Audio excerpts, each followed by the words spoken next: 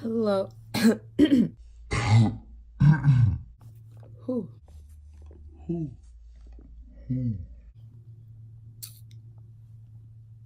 Hello, YouTube. It's me, Dage Black. This is not a regular video. I was gonna be doing story time. I didn't really detail that the first story would be so graphic. I didn't watch the Surviving R. Kelly, but I've heard about it.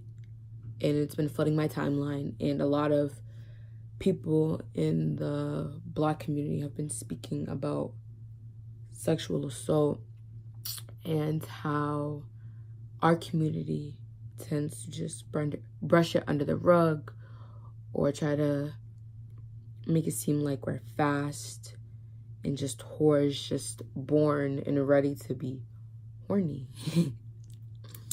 So I just wanted to share my story because I just feel like not a lot of people do share their story in such a graphic way. I mean, if some of you guys remember people back in the days to do the YouTube little cards, and I did think about that at first. I'm like, oh, that's so played out. And you know, I was gonna post something on Twitter referring to it. I just knew that making a tweet wasn't enough. I'm not even sure what this video will do. I doubt it's gonna get a bunch of views, and I don't really care if it gets views because this is also for me. And you know, a lot of people don't express this on social media because a lot of people are scared to speak on mental illness. But I have really bad PTSD, and I have anxiety, I have depression. I don't really have like the specific, like what type of depression or what type of anxiety or anything like that. Like I know I have it. Another story for another time. And you know, a lot of it has stemmed from the things that have occurred in my life. And one of the main things is this. And I just want to talk about it because I feel like I don't like to describe myself as a victim, but it did happen to me. Do you know what I mean? Like, I'm trying to find the words. My innocence was taken at a very young age for me. And I was so young, I didn't even know what was happening at the time. So basically, when I was 4 years old, I was raped. And I was molested up until I was probably 8. And it was by my, Jesus. And I feel like one of the reasons why it's so hard for people in our community to actually speak out about it is because we're raised in homes where it's like, what happens in this house stays in this house. And I was taught that from a very young age. So subconsciously, I never really thought twice about what happened to me. Anyways, that's the point. Yeah, so I was 4 when it first happened. I remember that night particularly because my stepmom and my father had been living together, and their relationship was very new at the time. And she had an adoptive little brother, and her family is really none of you guys' business, so I'm not even going to explain all that because it's a complicated story, and we all have our complicated family trees. Anyways, her adoptive brother was sleeping over the house, and he was approximately 8 or 9 years older than me. Maybe, I don't know. Yeah, because he was probably 13 at the time. And I don't know, like, for you guys, but most of the people I know and the kids I grew up with, big kids were never nice to me. Like, even my sister, even though my sister never did anything like that to me, like, he was never extremely nice to me. Like, he always had some type of joke, some type of something, always had something to get on my nerves. But, you know, I never really thought about it. And you know that there was this one night where he slept over, and it was a 2-bedroom apartment. And my father and his wife, and then girlfriend, shared a room. My room was the living room at the time because, I don't know, children don't really know. When you stay at a child's place, you mind your business. Yeah, and her brother, who she shared the apartment with, had the other spare room. Well, not the other spare room, the other room, the 2-bedroom. But, yeah. So he slept over, whatever. And that particular night, like, he was nice to me. Like, he wasn't doing anything irritable, or he wasn't agitating me in any kind of way. He was actually being really nice in it. At first, it made me feel weird, because I was just thinking, why is he being nice to me? He wanted to watch TV late night, and we were just, and I didn't think, and it was just, oh, he just stayed past my bedtime. But I went to sleep, and obviously I don't remember much because I was sleeping. Well, that's not the part I don't remember.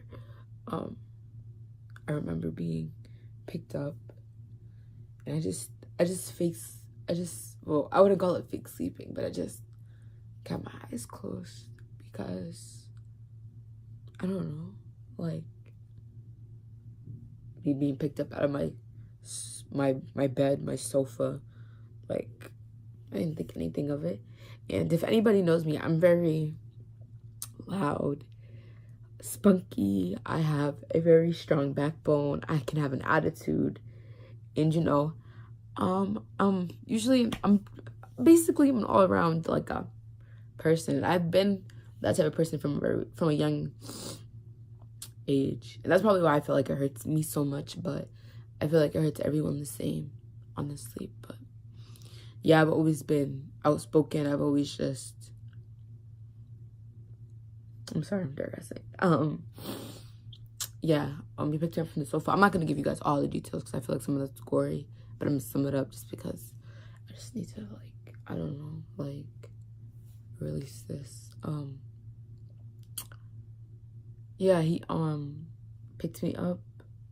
He put me on the sleeping bag because that's where he was sleeping. He brought a sleeping bag over. He was sleeping on the floor near me. And I just remember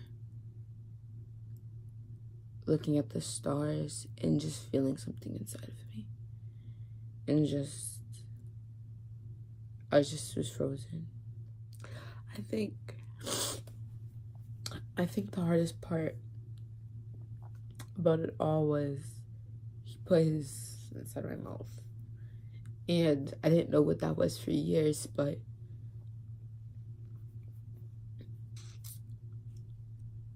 I could still taste him.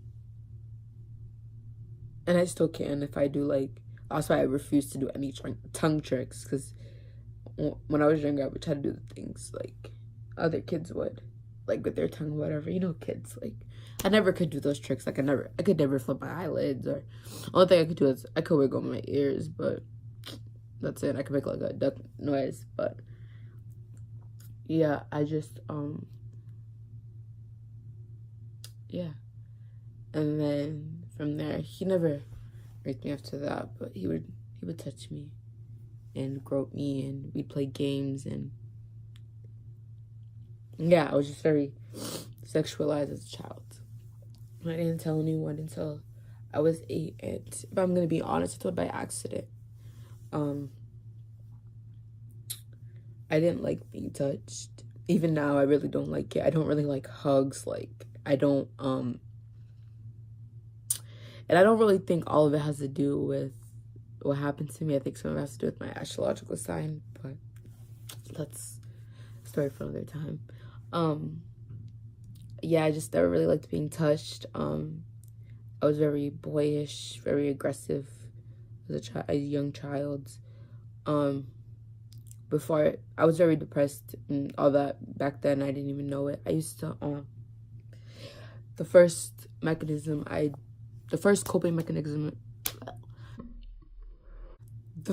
coping mechanism I used to deal with my pain was food, and that was before I even told anyone.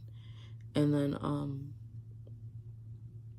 one day I was at my mother's house, and I used to have nightmares, and I still do sometimes, but they're not that bad. That's the one thing that a lot of people won't tell you about a soul, that the nightmares, they don't stop. You don't forget the pain. It doesn't go away. It's sometimes, at least for me, it comes in and it literally takes my breath away. But and it's been like that forever. Like, there's a song called Bed by Jay Holiday, and I literally could not listen to that song as a child. Like, it sounds weird and crazy, but that song used to give me like anxiety attacks before I even knew what they was. Like, I'd literally sit there frozen and I could not breathe, and I would like burst out in tears. And my mother would be like, "What's wrong with you?" I'd be like, "Mom, skip this song." I don't know why that song. It just made me feel very uncomfortable. I'm not saying Jay Holiday touches kids or anything, because I don't even know the nigga, but I'm just saying that song for me, I was just like, I can't listen to it. Like, I'm depressed. I can't do it. Period. But yeah. So one day, my mom was at the house we were at this time. Me and my cousin are playing hide and go seek. My mom's side, I grew up with a bunch of kids. I'm playing hide and go seek, and I'm hiding or whatever, and I'm hiding in like a doggy style position underneath a bunch of clothes, because the apartment's only but so big. There's probably like 4, 5, 6 of us playing, whatever. And my boy cousin he thrust me, and he didn't mean it in like a type of way, if you know what I mean. At least I don't think he did, because first of all, we're all on the same age, and I know that doesn't mean anything, because I know people get raped and molested by people like their own age and only a few years older than them or whatever. But we were playing a game, and he didn't know who I was. He didn't know if I was a boy or a girl. And I don't know about you, but I grew up with a lot of boys, and when boys are around boys, they like to show their dicks, literally and figuratively. But because I already knew if he knew it was me, he wouldn't have done it, because my cousins knew back then, like, don't touch Deja. If we're not play fighting, don't touch her. Like, she's a different type of nut.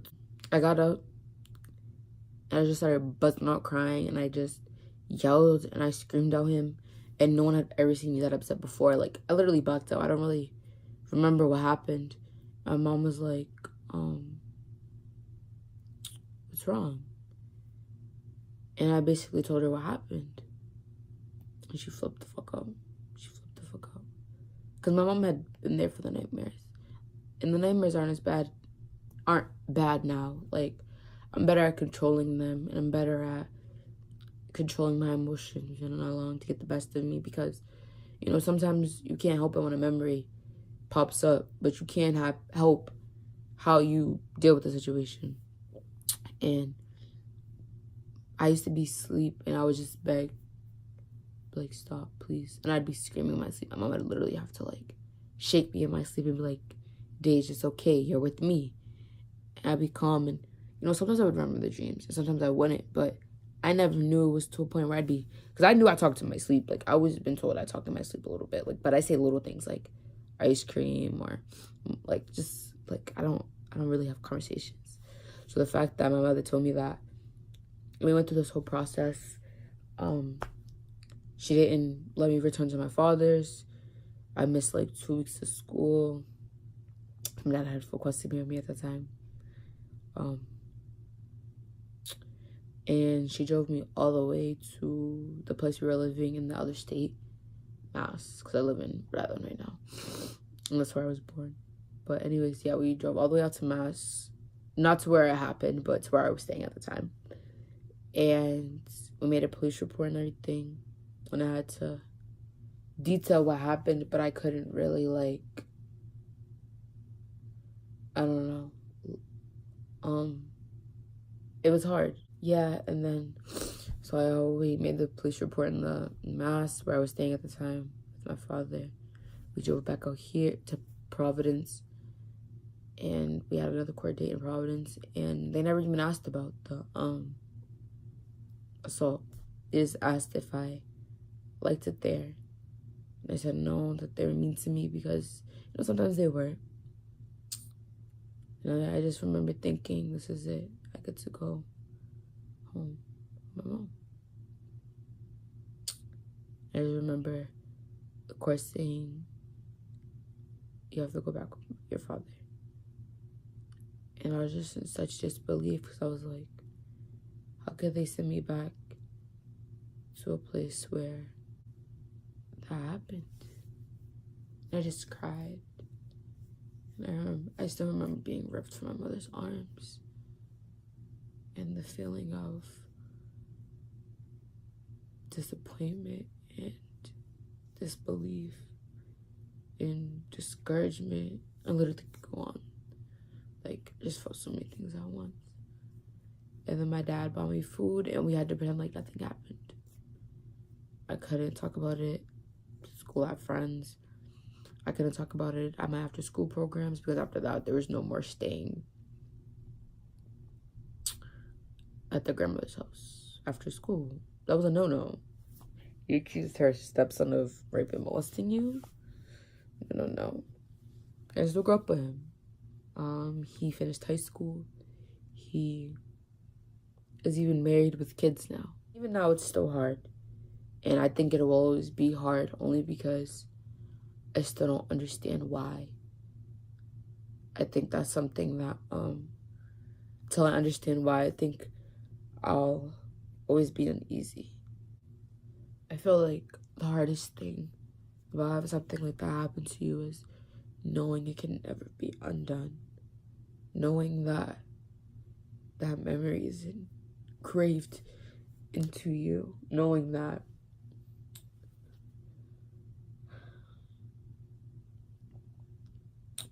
no matter how much you try to hide or how much you try to forget or how many times you try to kill yourself, you'll always have that pain. And the pain never goes away. And that's something I'm coming to terms with. Because I know the pain goes away. And I know people are going to be stupid in my comments. Like, the pain does go away. Give it time to heal. And I promise you, 70% of those people saying that don't even have a clue. It's so hard all the time. Oh, you're so brave. And it's like, really not. Like, I've tried to cower it out lots of times. Like, so anybody that made middle school could tell you, like, Deja was not. So I was not all the way there, bro. I might have. Some people who knew me in middle school think I was, but it was a few times I was in the hospital, clinging on for life. And by the grace of God, I'm still here. And that's the only reason why I don't lash out in the way that I used to, because I really saw no point in my life. I saw no purpose, and a lot of that had to do with being called a liar and people not believing me and just feeling like no one cared. Because that's how I felt for a long time. Not something I'll ever forget. I'll probably remember that on my deathbed, to be honest with you. More of this story. Watch your kids. Watch people around your kids. Press charges. Always. If you're going to be against sexual predators and pedophiles, be against all of them, not just because it's hot and trending at the time, because this shit happens on a regular to regular people's lives. And it happens in our families. It happens with people, close people we know. So a lot of people want to think, oh, rape and all that happens from a guy that attacks you in the hallway. No. It'd be a cousin. It'd be an uncle. It'd be a stepbrother.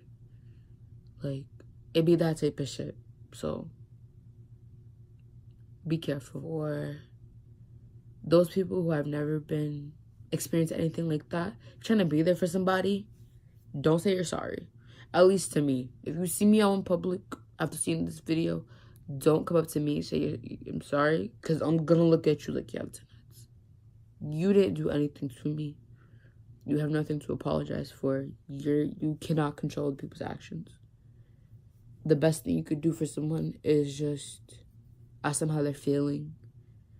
Ask them how they're healing. Last but not least, because y'all know I couldn't forget about y'all. Life tip for all of my surviving sexual predators. Stay strong. Meditate. Love yourself first. Remember, it wasn't your fault. And you are beautiful. Not really sure what my story will do, but I hope it will help someone. And if anybody wants to, just talk to me and get some advice, feel free to DM me on my Instagram or my Twitter. If you watched the end of this video, thank you, because this is long and graphic, and I honestly wasn't expecting it to be this long or graphic. If you have any ideas for anything, comment below. I will be doing more story times. Not all of them will be this gloomy. And I have some other things in the works. And just like, share, subscribe this video.